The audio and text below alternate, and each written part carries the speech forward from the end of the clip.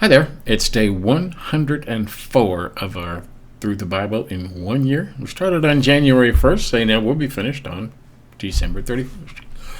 And today we are talking about David. Okay?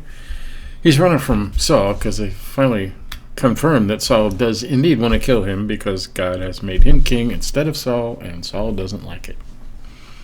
So, let's begin. David went to Nob to Ahimelech the priest. Ahimelech trembled when he met him and asked, "Why are you alone? Why is no one with you?" David answered Ahimelech the priest, "The king sent me on a mission and said to me, 'No one is to know anything about the mission I am sending you on.'" Right. "As for my men, I have told them to meet me at a certain place. Now then, what do you have on hand? Give me 5 loaves of bread or whatever you can find." But the priest answered David, "I don't have any ordinary bread on hand. However, there is some consecrated bread here, provided the men have kept themselves from women." Right. David replied, "Indeed, women have been kept from us, as usual whenever I set out.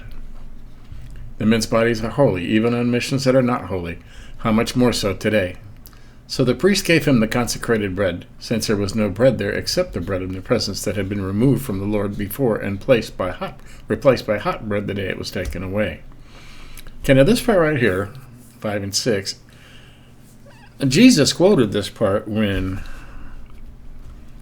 they were accusing him and his men of working on the Sabbath, when they were taking wheat out of the fields and, checking them with their hands and eating the grain. And he quoted this, didn't David eat the consecrated bread off the table in the tabernacle? And they couldn't have any, they didn't say anything to that because he did. It's right here. Okay. Now, that bread was only supposed to go to the priests, and anybody else that ate it was supposed to be put to death. That was a mortal sin. But David did it. Okay? So, that's an interesting side note. Now, one of Saul's servants was there that day, detained before the Lord. He was Doeg the Edomite, Saul's chief shepherd. David asked Ahimelech, "Do you have a spear or a sword here? I haven't brought my sword or any other weapon because the king's mission was urgent." The priest replied, "The sword of Goliath, the Philistine whom you killed in the valley of Beer, is here. It is wrapped in a cloth behind the ephod. If you want it, take it. There is no sword here but that one." David said, "There is none like it. Give it to me." Now, that was a big sword. It was a 9-foot man. So,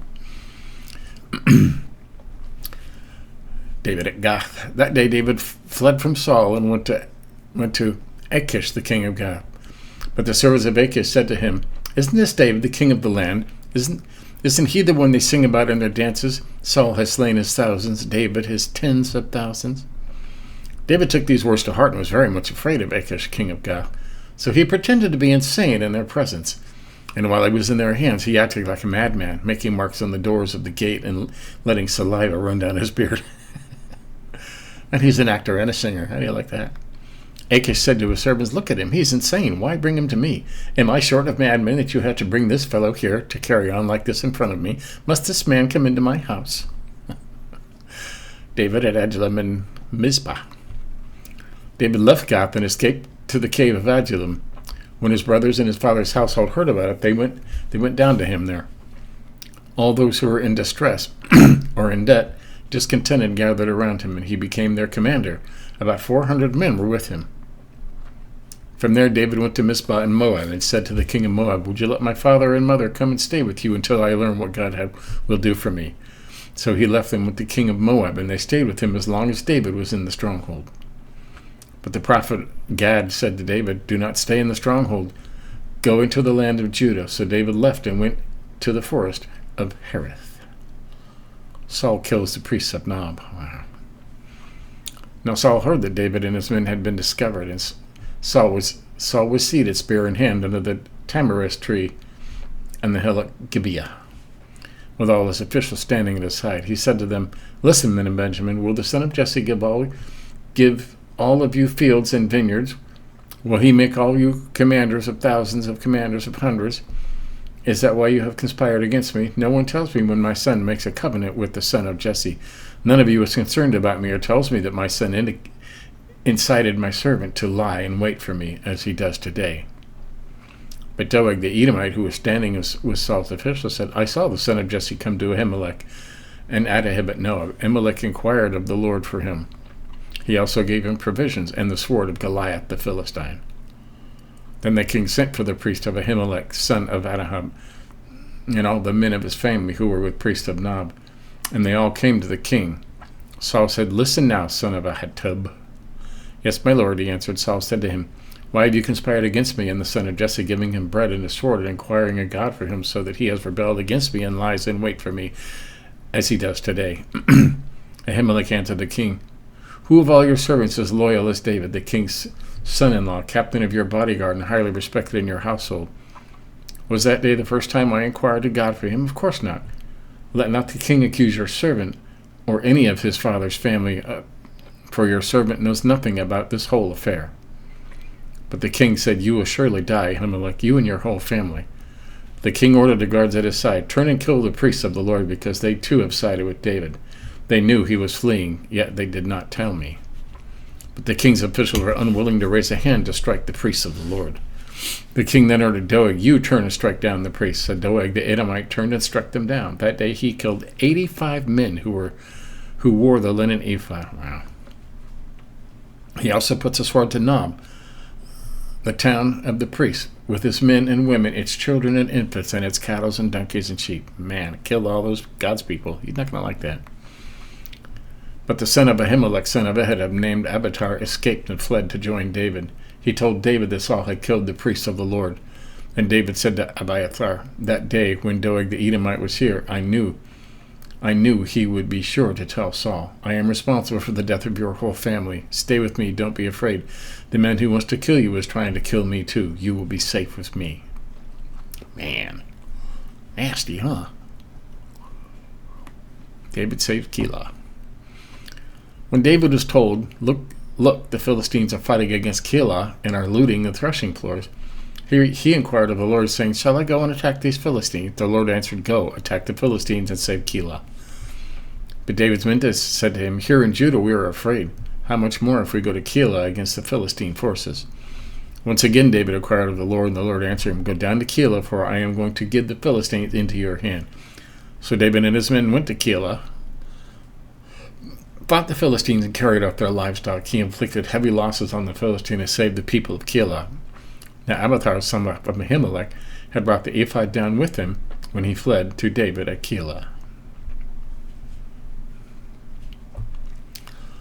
Saul pursues David. Of course he does.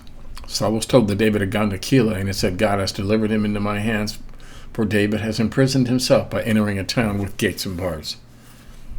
And Saul called up his forces for battle to go down to Keilah to besiege David and his men.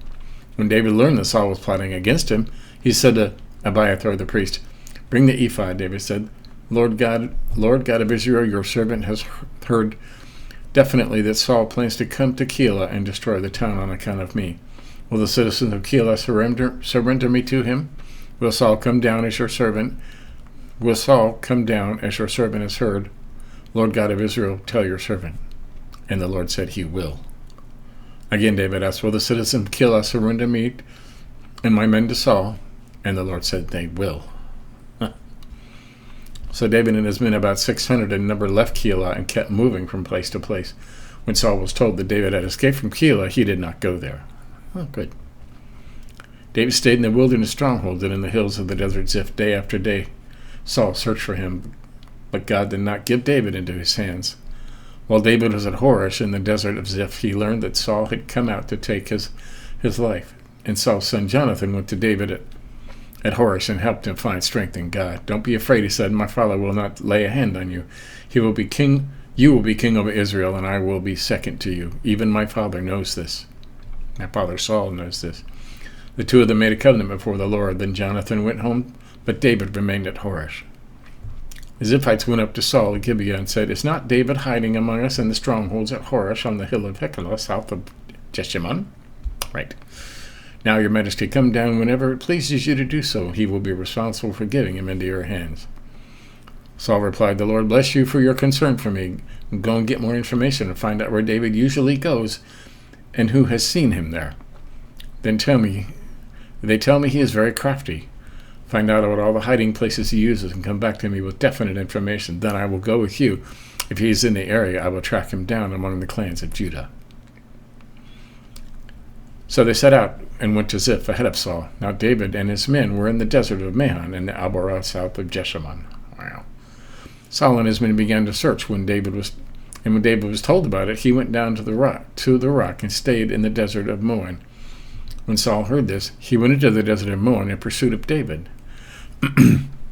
Saul was going along one side of the mountain, and David and his men were on the other side, hurrying to get away from Saul.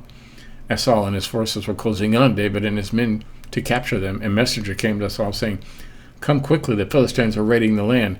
Then Saul broke off his pursuit of David and went in to meet the Philistines. This is why they call this place Selah HaMelech. Yeah, right, that name.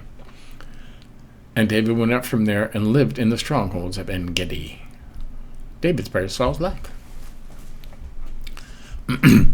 After Saul returned from pursuing the Philistines, he was told David is in the desert of En-Gedi. Saul took 3,000 able young men from all Israel and set out to look for David and his men near the crags of the wild goats. Man. He came to the sheep pens along the way. A cave was there, and Saul went in to relieve himself. David and his men were far back in the cave. The men said, "This is the day the Lord spoke of." And he said to you, "I will give your enemy into your hands for you to deal with as you wish." Then David crept up unnoticed and cut off a corner of Saul's robe. Afterward, David was conscience-stricken for having cut off a corner of his robe. He said to his men, "The Lord forbid that I should do such a thing to my master, the Lord's anointed, or lay my hand on him, for he is the anointed of the Lord." With these words, David sharply rebuked his men and did not allow them to attack Saul. And Saul left the cave and went his way. Then David went out of the cave and called to Saul, "My lord the king." When Saul looked behind him, David bowed and prostrated himself with his face to the ground. He said to Saul, Why do you listen when men say David is bent on harming you? This day you have seen with your own eyes that the Lord delivered you into my hands in the cave. Some urged me to kill you, but I spared you. I said, I will not lay a hand on my Lord, because he is the Lord's anointed. See, my father, look at this piece of your robe in my hand. I cut off the corner of your robe, but did not kill you. See that there is nothing in my hand to indicate that I am guilty of wrongdoing or rebellion. I have not wronged you, but you are hunting me down to take my life. May the Lord judge between you and me, and may the Lord avenge the wrongs you have done to me, but my hand will not touch you. As the old saying goes, from evildoers come evil deeds, so my hand will not touch you. Against whom has the king of Israel come out? Who are you pursuing? A dead dog, a flea? May the Lord be our judge and decide between us. May he consider my cause and uphold it.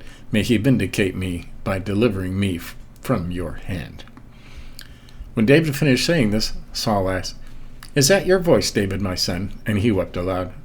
You are more righteous than I, he said. You have treated me well, but I have treated you badly. You have just now told me about the good you did to me. The Lord delivered me into your hands, but you did not kill me.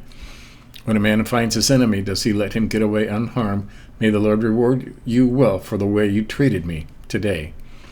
I know that you will surely be king, and that the kingdom of Israel will be established in your hands. Now swear to me by the Lord that you will not kill off my descendants or wipe out my name from my father's family. So David gave his oath to Saul. Then Saul returned home, but David and his men went up to the stronghold. There you go. So, Saul and David, what would you have done? You know? Well, now tomorrow is Psalm 7, Psalm 27, Psalm 31, Psalm 34. So we're into the Psalms. Wow. Psalm 52. Lots of Psalms tomorrow. There's like 5 or 6 of them. So, wow. So was that the end of 1